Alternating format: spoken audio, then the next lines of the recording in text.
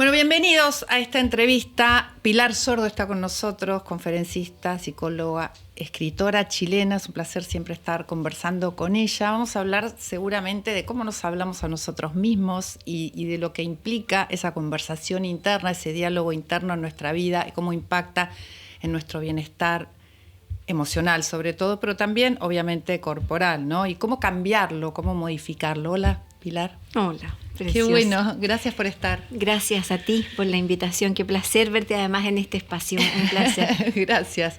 Bueno, mira, arranquemos por ahí, ¿no? ¿Cómo nos hablamos a nosotros mismos? Si nosotros miramos cómo nos hablamos a nosotros mismos, sabemos cómo nos queremos, cuánto nos queremos. Sí, la verdad que yo en mi vida profesional he hecho 2 modelos de estudio de amor propio y uno que no sirvió, que lo traté de aplicar yo y no me sirvió, que duró hasta como el 2015 y después diseñé un segundo donde cuando yo trabajo el tema me doy cuenta que si el amor propio era como el cuerpo, yo necesitaba quería saber cuál era la célula, cuál era la cosa más chiquitita que yo podía entrar a intervenir como psicóloga en términos de salud mental. Y ahí llego al tema del diálogo interno.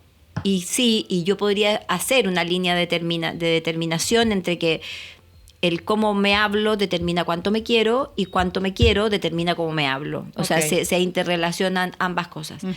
Y hoy día además se produce la salvedad, porque mi abuela vivió 102 años y dudo que alguna vez haya tenido conciencia de su diálogo interno, digamos. Hoy día se hace más consciente porque las redes y la tecnología nos tiene metidas en un mundo de permanente insatisfacción y comparación.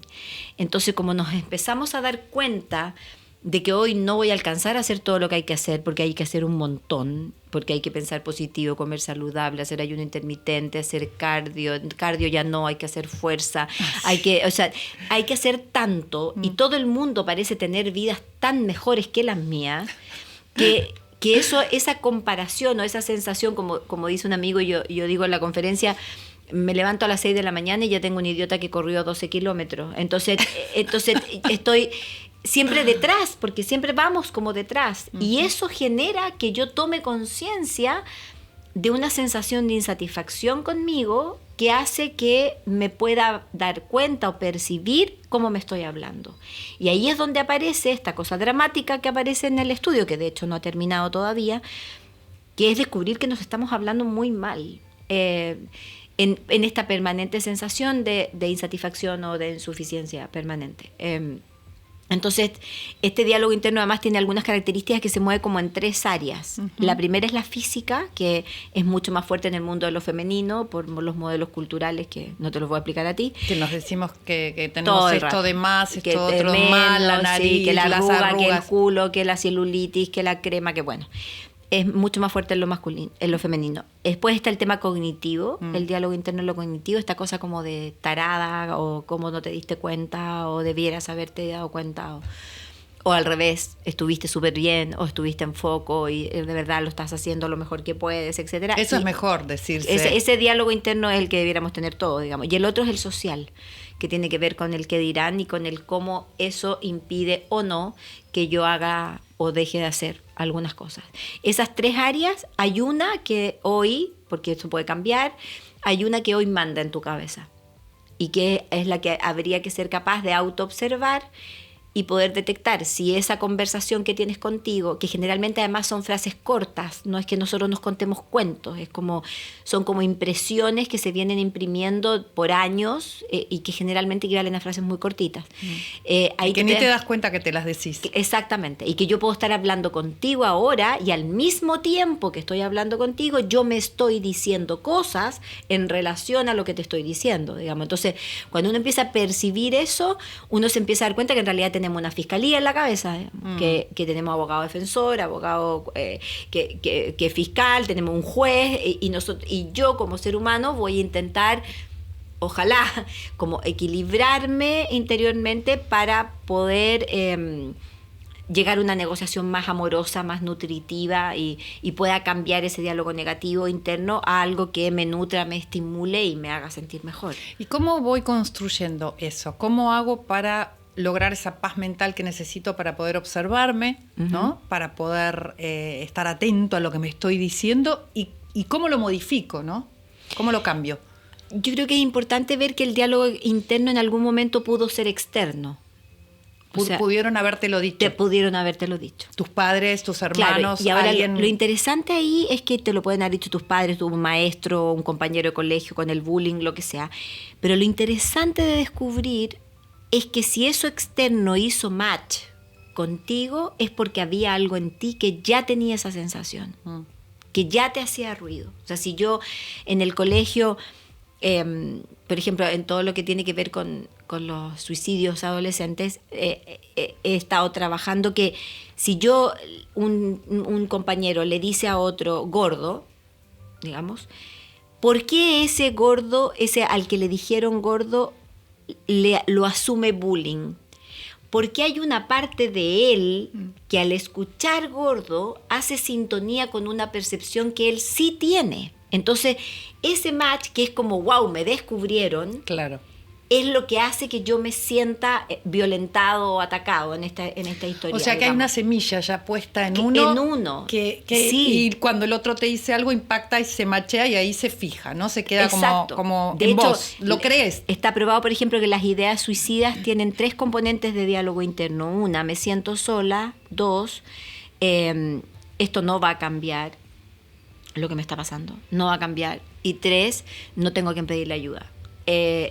Y eso son frases continuas, permanentes, que de una u otra manera empiezo a repetirme y que saliendo de ahí, la única manera de salir de ahí es primero darte cuenta y segundo salir automáticamente y en forma rápida y eficiente a hablar y a pedir ayuda, a entender que si hay algo que sana hoy es hablar, Mariana. Y yo creo que todos estos espacios son una bocanada de aire frente a una petición social de recuperar la conversación, porque no estamos conversando con nadie, digamos. Entonces, por lo menos que haya gente, perdón, que ahora se esté metiendo en esta conversación, ya es tremendamente sanador para mucha gente. Yo pensaba cuando hablabas, bueno, todas estas conversaciones llegan a las redes, entonces decís son una bocanada de aire, pero nosotros...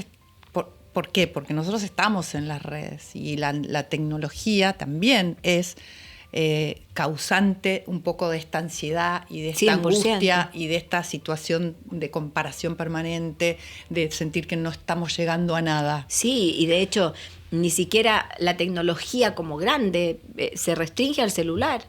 O sea, el celular es adictivo, estamos todos adictos al celular. El celular genera ansiedad per se, fue creado para generar ansiedad. Y yo siempre digo que los que lo diseñaron no crearon un medio de comunicación, digamos, crearon un medio de consumo.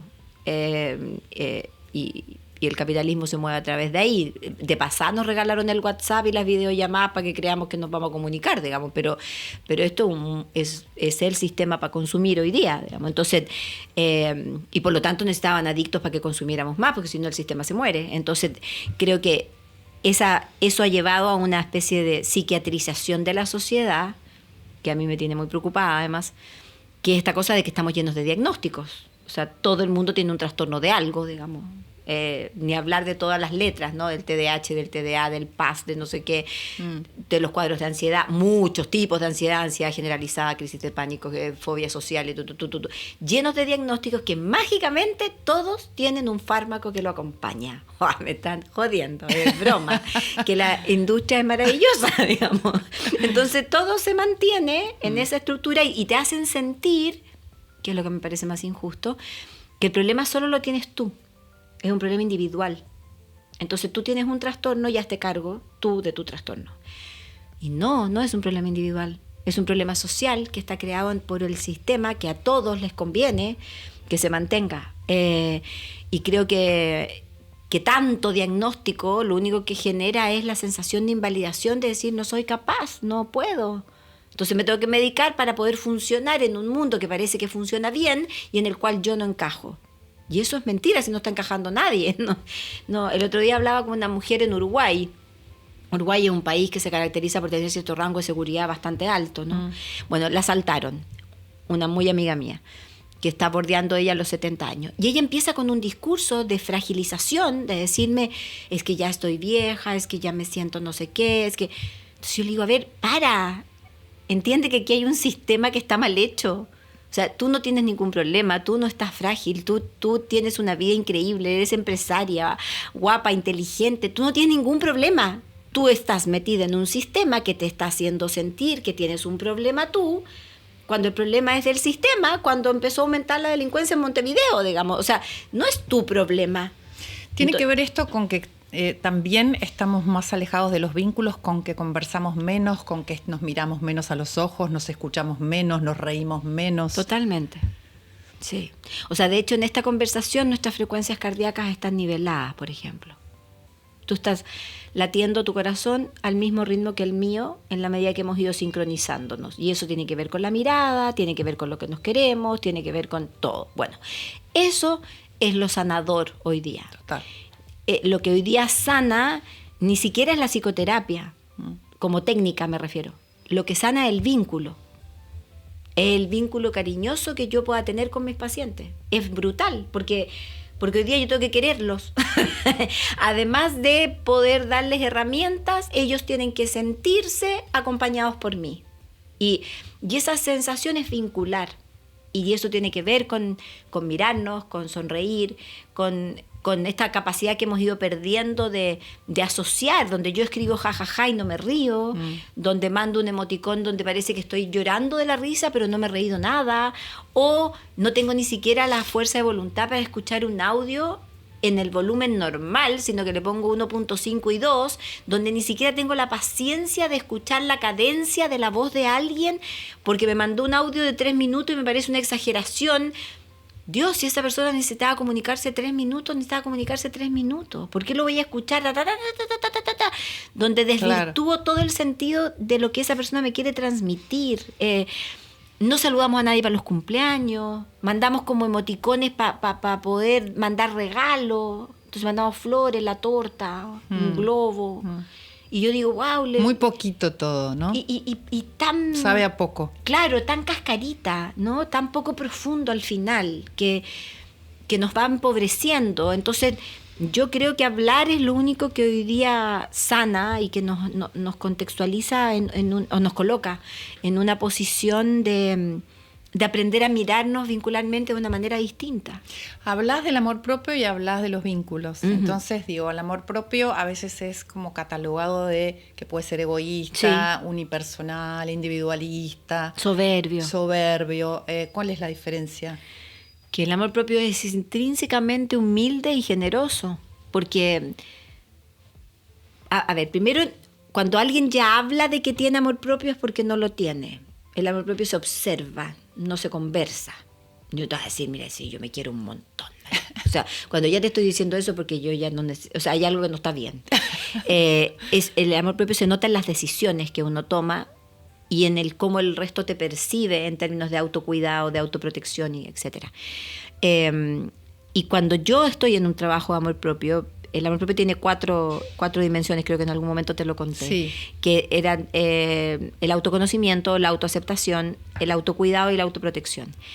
Cuando yo estoy en un proceso de trabajo de amor propio, que por lo demás es un trabajo permanente, que no se acaba nunca en la vida, porque yo siempre digo que cuando uno cree tener todas las respuestas, la vida te cambia las preguntas. Entonces hay que volver a empezar otra vez. Bueno, en esa dimensión yo conozco mis sombras.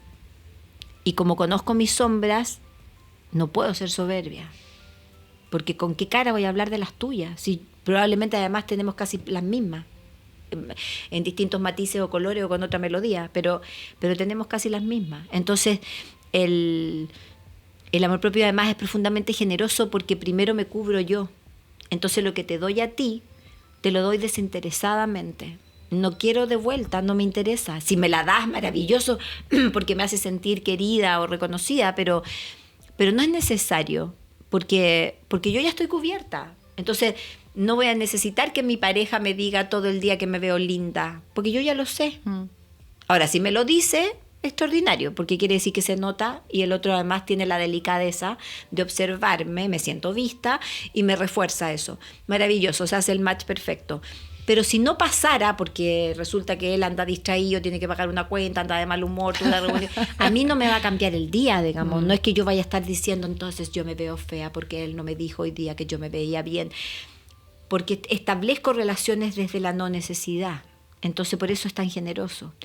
Yo creo que al sistema judeo-cristiano y a la política le conviene mucho convencernos de que el amor propio es egoísmo y es soberbia, porque una población con amor propio es súper peligrosa, porque es una población que piensa, que se pregunta, que cuestiona, que no hace caso, que es media oveja negra y por lo tanto es poco mansa. Entonces yo creo que se instala desde las estructuras de poder esta concepción de que en realidad el amor propio equivale a algo egoísta, soberbio o poco generoso. ¿Qué fue lo más difícil que tuviste que desaprender en tu vida, en tu historia emocional, en tu historia de vida?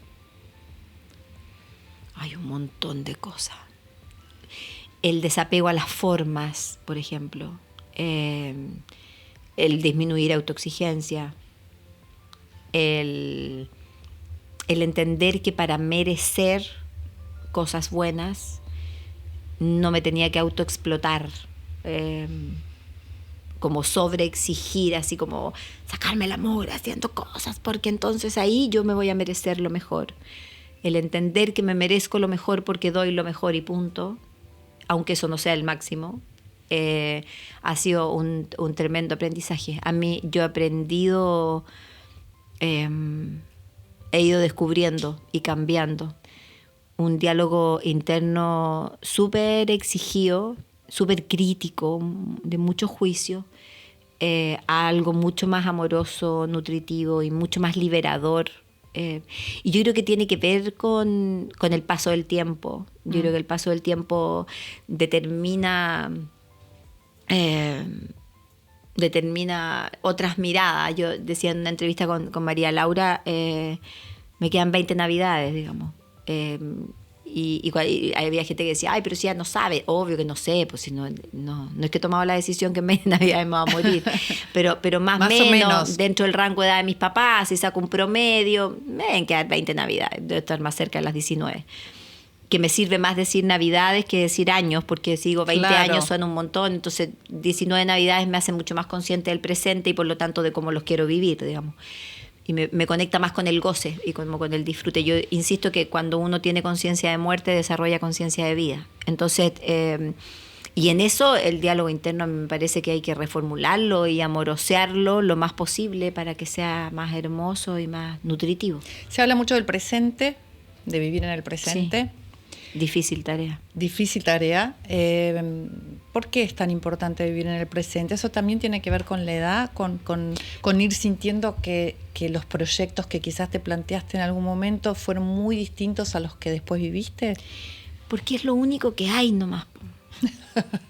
Es que no existe nada más. Y todo lo demás es una invención cognitiva que yo creo que tiene que ver como con el control y con el poder, o con la melancolía si te quedaste atrás en el pasado, que no sirve de nada, porque lo que yo viví ayer ya fue, y que ojalá lo haya vivido bien para que me quede la sensación de que ayer fue un lindo día, digamos, pero ya fue, y no tiene retorno. Entonces, y lo que voy a vivir en media hora más tampoco no tengo idea. Entonces, creo que de verdad es lo único que hay. Y me parece un ejercicio, suena tan fácil, hay tanta gente que sabe tanto hoy día que me impresiona, como tanto experto que habla del mindfulness y que y es súper difícil vivir en el presente en un mundo que hipoteca tu vida hacia el futuro, que te tiene créditos a 5 años o a 12 cuotas un pantalón, o lo que está todo puesto en que no puedas estar en el presente.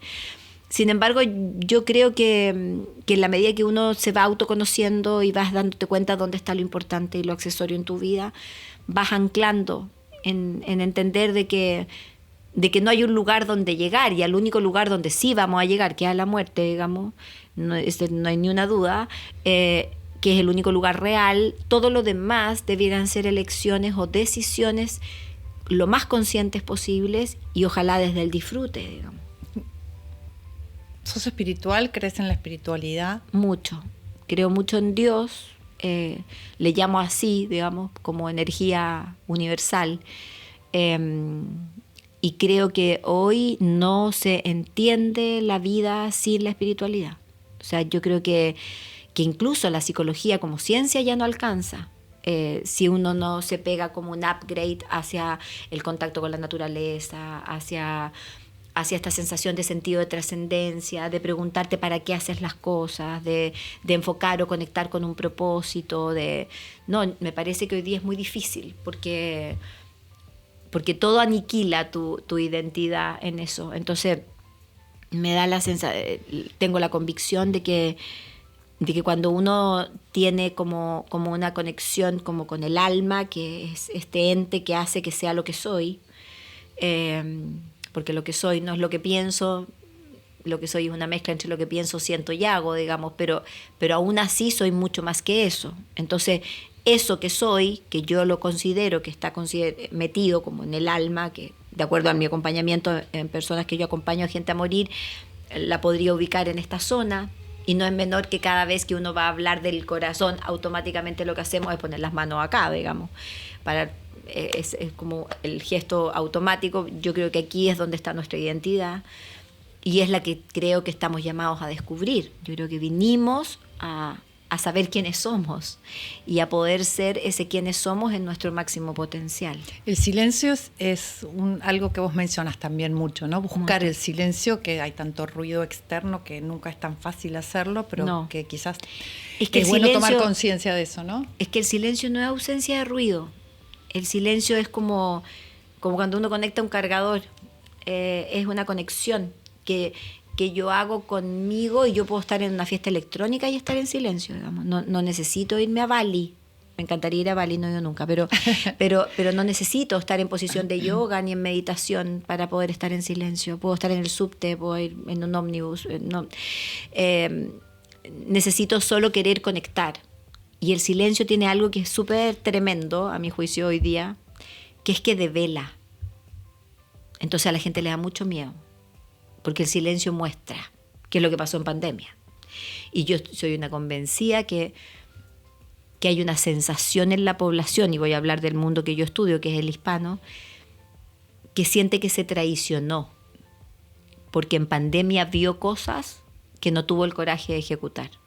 Uh-huh. Entonces hay un ruido interior donde yo me dije en pandemia que iba a ir a ver más a mis viejos, que los voy a ver más a mis papás, porque pobres papás están solos, están viejos, están encerrados. Cuando termine la pandemia, los voy a ver mucho más. Voy a ir todos los días después del trabajo a ver. Terminó la pandemia y nunca más, o sea, los vieron lo mismo de siempre. O dijimos, no necesito más ropa. En realidad, con la que yo tengo me puedo morir y voy a estar bien vestida hasta la próxima reencarnación. Listo, terminó la pandemia y volvimos a comprar ropa, digamos. Entonces, o sea, hay una cierta sensación interna a nivel social de que no fui capaz, que me di cuenta que mi pareja no funciona, me di cuenta en pandemia, me dije a mí misma, terminando la pandemia voy a tomar ciertas decisiones y sigo con esa misma persona, porque me acostumbré, porque me adapté, porque me metí al sistema. Hay una cierta sensación de deuda a nivel social que yo creo que nos tiene muy cansados, porque uno no se puede hacer la tonta todo el tiempo.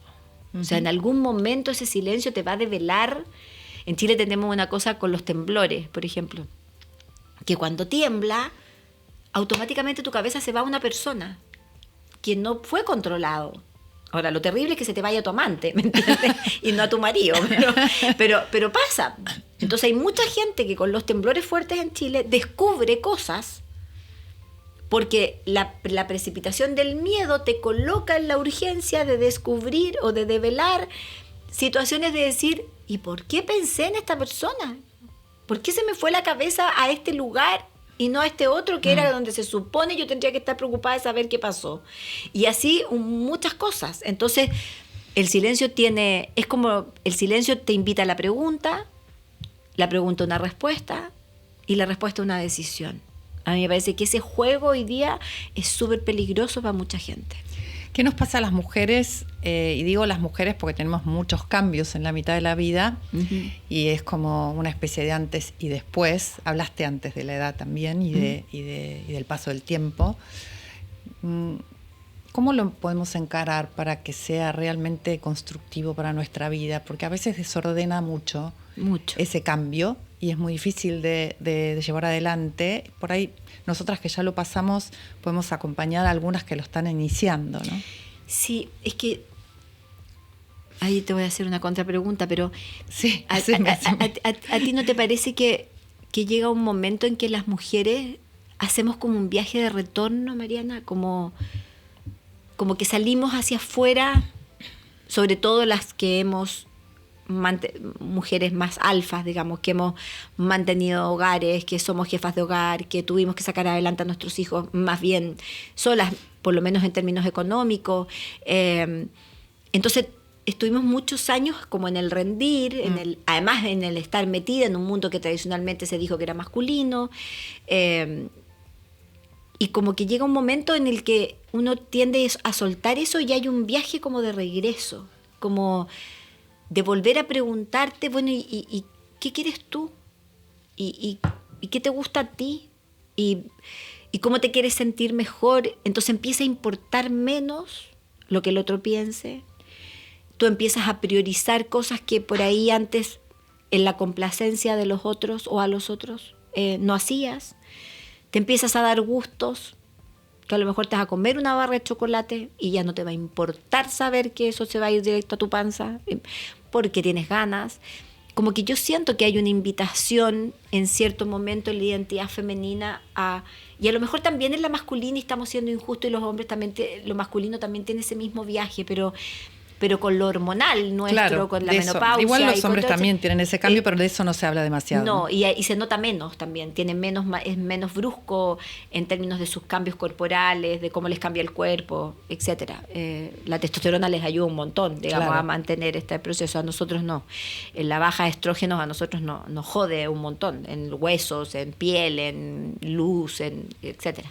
Entonces, como tratar de recuperar todo eso implica como este viaje de retorno de querer volver a conectar conmigo, me tocó acá, querer volver a conectar conmigo como para poder empezar a darme espacios de placer. ¿Cómo te metes en esas conferencias que haces, que vas por todos lados? Ahora estás en Argentina y vas a estar en distintos lugares en Argentina. Sí, me voy a Perú, ¿Qué te devuelve la gente? Después contanos cuáles son, pero ahora contame un poco qué te devuelve la gente, cómo te sentís ahí, cómo sentís que impactás con estas conferencias en la gente. Intento no fijarme mucho en eso porque eso me da mucho susto, como que me carga de responsabilidad. Lo que yo recibo es pura gratitud, entre las carcajadas, la interrupción con aplausos cuando digo algo divertido o algo demasiado emocionante. El ver a alguien que te dice, me reí, lloré en la charla, me hiciste pasar por todas las emociones, me llevo un montón de cosas para mi casa, para trabajar. Eso es lo que más recibo. Yo creo que tiene la gracia mi trabajo, que como lo que yo hablo lo he investigado, si hay una certeza que yo tengo, la única, cuando me paro en un escenario, es que lo que voy a decir a la gente que está ahí le está pasando. Porque si no la investigación estaría mal hecha. Afortunadamente nunca me ha pasado que descubra que está mal hecha, pero ese feedback de yo tocar y sentir que estoy diciendo cosas que esa persona está viviendo es emocionante.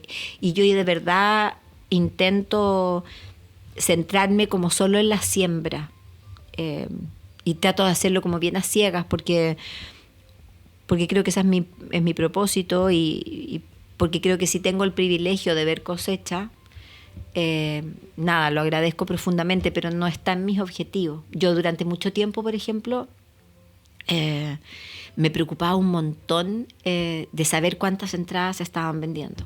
Entonces preguntaba todos los días, ¿y cómo vamos? ¿Y cómo vamos? ¿Y cómo vamos? Un horror. Y eso me empecé a dar cuenta que, claro, que eso primero me colocaba en un lugar como de ego horroroso, me insegurizaba un montón. Y al final yo llegaba a la conclusión y decía, pero yo ¿para qué pregunto esto? Si yo la conferencia la tengo que dar igual, hayan 2 personas en la sala o hayan 1.500, digamos. Y lo que tengo que entregar es exactamente lo mismo. Entonces, nunca más pregunté. Y solo me centro en mí y en la energía en la que yo quiero entregar. Y en los contenidos, obviamente, que quiero como poder aportar. ¿A dónde vas a estar? Es que no me sé el recorrido completo, pero voy a hacer un recorrido por Villa María, por Zárate, en septiembre voy a estar en La Matanza, voy a estar en Neuquén, voy a ir a Bariloche, voy a volver a Rosario, a Córdoba, San Isidro, exactamente, aquí cerquita. Gracias, que Pablo me está dando las pistas de San Isidro, voy a estar en Junín. Así que bueno, voy a recorrer entre agosto un poco y en septiembre hago otro poco recorrido. No voy a alcanzar este año a recorrer todo el país, es imposible, tiene un país muy grande. Pero bueno, el próximo año nos pondremos al cuenta con las ciudades que faltan. De ahí voy a Perú, de ahí me voy a Ecuador. Así que agosto es un mes en el que no vuelvo a Chile y que quiero vivirlo así como paso a paso porque me agobia un poquito esa sensación de no volver a mi casa en tanto tiempo. Estoy un poquito cansada de las valijas además, pero lo vamos a ir viviendo en el paso a paso y en el disfrute de lo que uno va como recibiendo de cariño. Bueno, gracias por haber estado acá. Un placer haberte recibido. Para mí también. Tú sabes que siempre es un agrado conversar contigo y gracias por pensar en mí dentro de este espacio nuevo que... Siempre pienso en vos. Linda, hermosa. Un placer. Bueno, Muchas Pilar gracias. Sordo acá, un lujazo, en Mariana Entrevista. Espero que lo hayan disfrutado como yo. Ante la llegada del frío, es importante protegerse de la gripe. Si estás embarazada, vacunate. Si tu hijo tiene entre 6 y 24 meses, vacunalo. Si tenés 65 años o más, vacunate. Saca turno en buenosaires.gov.ar/gripe. Buenos Aires Ciudad.